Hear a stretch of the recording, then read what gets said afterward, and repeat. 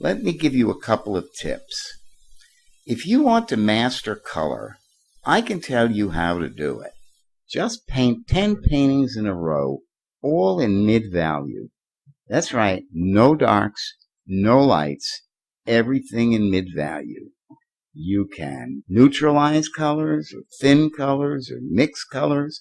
The only thing you can't do is paint light colors or dark colors.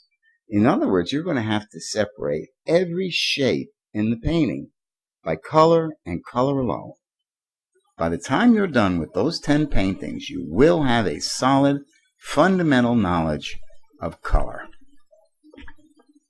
After I started painting and getting into color and really thinking about color, one day I looked in my closet and I noticed something. There was an awful lot of green and blue in there. I thought about that and I took out every single thing that was a gift from someone. What I saw then was entirely green and blue. Obviously, I had this enormous color bias towards green and blue. I think all artists probably have this color bias, of course with their own colors. It's good to know about it. You can either work with it or against it. For example, my paintings used to be mostly green and blue. Now that I know about this, I tend to put more reds and oranges in my paintings, and I think it's made me a better painter.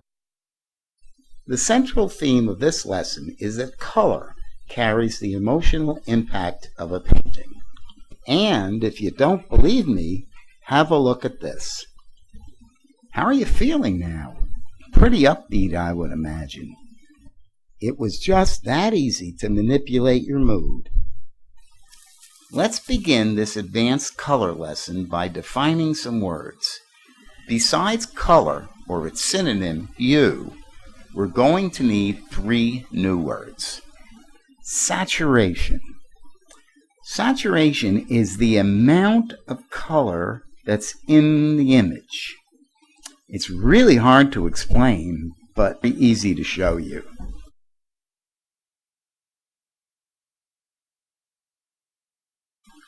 So to desaturate means to remove the color, but that doesn't tell us what's left behind when we remove the color. Let's take this color red.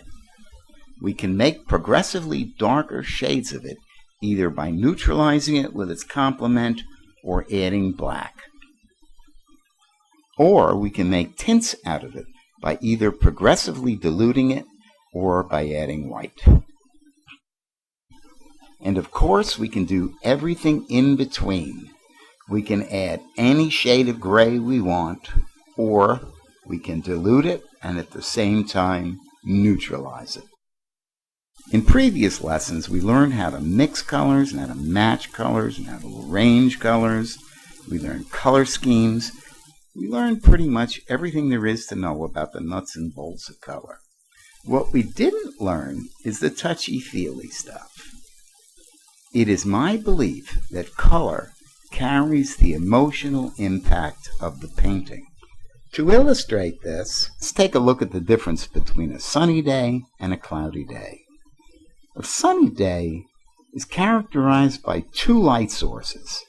First of all, there's the sun, white and incredibly bright, but relatively small compared to the whole sky. The other light source is the sky. It's blue, it's enormous, and any given area of it is a weak light source. But there's so much sky that as a total of light source, it is roughly equal to the sun. So the sun is contributing a white light that creates all of the colors. And the sky is creating a blue light which illuminates the shadows and tinges them with a strong blue. The gray day is only illuminated by the gray light of the gray clouds. Because the light source is diffuse all over the sky, there's no significant shadows. Sunny days make our hearts sing. Gray days are just depressing. And after a series of gray days, wow, do we enjoy the beauty of a sunny day. Clearly, both the colors that come from the sun and the blue of the shadows is what's making us feel better when the sun is shining. Okay, so color does impact our emotions. If you're not comfortable with my explanation of sky and blue and shadows, check out my lesson, Shadows in the Landscape. It goes into that in much greater detail. Complementary colors are colors that are exactly opposite one another on the color wheel. It seemed logical to think they just wound up this way. But I can make two scientifically provable statements about complementary colors that kind of proves that they didn't just wind up this way, but they actually have a strong reason for being that way. The first statement is that all complements will neutralize each other, and only complements will neutralize each other. For example, if you mix red and green, you can make a black. And if you mix any complements, you can make a black.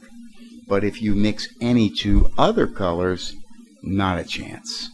The second statement is that if you want the highest contrast with any color, use its complement. For example, if you have the color red and you use a color near it on the color wheel, like orange or purple, you're going to find that there's very little contrast set up there. But if you use green, the color opposite on the color wheel, you're going to see a powerful contrast. This is real important stuff because the eye always goes to the edge of maximum contrast first. If you're trying to set up a center of interest, in other words, what the painting's about, you're going to need to understand the phenomenon of similar colors and contrasting colors. So, I'm going to take the time to go all the way around the wheel to give you a chance to become comfortable with this concept. And so it is with orange.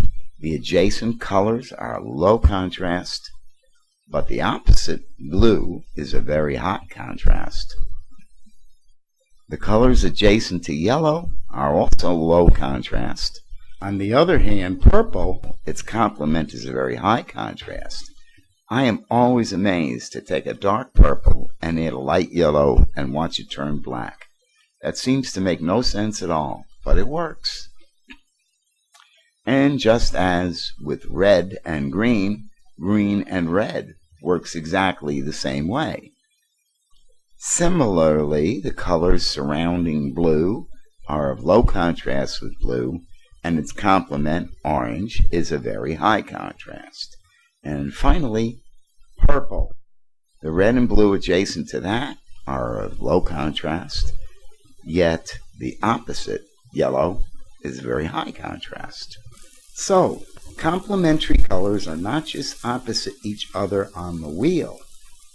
They are opposite each other in contrast, they are opposite each other in neutrality, and not so obvious, they are opposite each other in emotional content.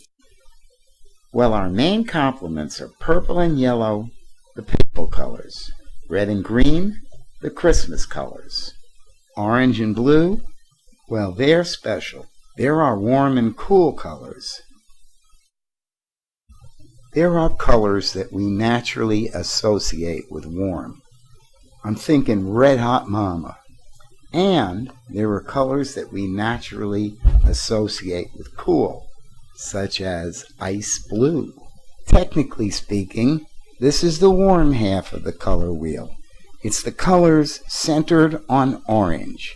And, technically speaking, this is the cool half of the color wheel. It's the colors centered on blue. But when artists refer to warm colors, this is what we're talking about. Yellow through orange to red. And when artists talk about cool colors, this is what they're talking about. Green through blue to purple. Okay, this is the blue planet. Step outside, have a look at nature. It's blue, it's green, and that's about it. Nature is painted almost entirely in cool colors. The blue in the sky reflecting in the shadows and off of water, and green, the color of nature. Nature can be so verdant and lush, and yet nature can also be very frightening, like when you're walking in the woods and you think about, I wonder if there's bears here. Nature has a lot of aspects, but all of them are cool colored, and none of them have the warm fuzzies. If you want to paint the warm fuzzies, you're going to have to do it with warm colors. That's because people are warm colored. Warm is the color of love, of friendship, of mother, of all the good, soft things in life. You have a lot of emotional power at your disposal simply by manipulating the relationship between warm and cool colors. So, we have images that are predominantly warm. We have images that are predominantly cool. We get a different feeling from each one. The operative word here is predominant. People have a need for dominance. We don't want wishy-washy stuff. We want one thing dominating the other. And in every case, we're going to need a dominance of either warm color or cool color. But having only one leaves us without any kind of interest or tension in the painting. By having large and small, straight and curved, warm and cool, we add variety, which is what makes this stuff beautiful and interesting. Let's stop for a moment for a little half-time reality check. You may be saying, this guy is nuts. You may be saying, what's he talking about? I don't see blue shadows. You may be saying, okay, so that baby trick was a little cheap. And you may be saying, I think I see what this guy's talking about, but I don't see it as any big deal. But if you are saying these things, then the probability is that your visual perception and mine are very different. There was a time when the sentence, look, look, see the ball roll, see Tom roll the ball, was kind of exciting, but not anymore. We recognize that our ability to appreciate literature has grown considerably with our age. However, it's just not human nature to believe that there's any learning to do in terms of vision. Well, I promise you that if you keep painting seriously, a world of vision will open up to you that you had no idea existed. So what I'm saying is, if none of this makes any sense to you, it's probably a good idea to stick with this to the end anyway, because as you continue painting, there are going to be aha moments. And to have this under your belt when those moments happen will be helpful to you. Or you may say, look, Captain, I understand every word you said. The only thing I don't understand is how I'm supposed to apply this. Well, for you, I have good news and I have bad news. The good news is that there's an infinite number of ways to apply this stuff. The bad news is that I can't tell you any of them. This is art. I could teach you how to use a hammer and drive a nail, but I can't tell you where to drive the nail. But I can give you some guidelines as long as you understand that everything I've said before this point, I am absolutely certain is true. And everything that I say after this is just art stuff. It's suggestions that are only suggestions. If you follow them rigidly, you really won't have art. If you take off on your own, you're guaranteed to have art. Let's use this painting as an example of how it's done. Begin with the rocks in the background. They're all close to gray, but they all have some color in them, either warm or cool. And I was careful that the cool predominated the warm by a considerable amount. about 2/3 to 1/3, so that I set up a decidedly cool background. In the foreground, we have this wheel of fish. The fish are colored white and black and red and orange and yellow. Now, white and black are interesting colors because they say they're not colors at all, and I understand why they say it, and it's physically correct. But when artists are talking about color, we throw black and white in the conversation. But right now, I'm leaving the black and white out, and we're just talking about the foreground colors, red, yellow, and orange, with orange predominating, and it's entirely warm. So that's the neat part. We've set up a warm foreground against a cool background. But the foreground is definitely what the painting's about. The background drops back just because it's gray, and yet it contributes so much color to the painting. It is the cool blue of the background that actually potentiates the orange of the fish and makes them the subject of the painting. All this brings me to the last part of this lesson. If you want to make your colors sing, you're going to have to offset them with grays. If you look at the great classical paintings, most of them have enormous areas of gray compared to small areas of bright color. But that's the way you get a color to stand out. I'm calling all the rocks in the background gray, because they really are pretty gray. And nothing about the fish is gray. They are bright, they're black, they're white, they're pink, they're red, they're yellow, but they're bright. And that brightness is again potentiated by the gray.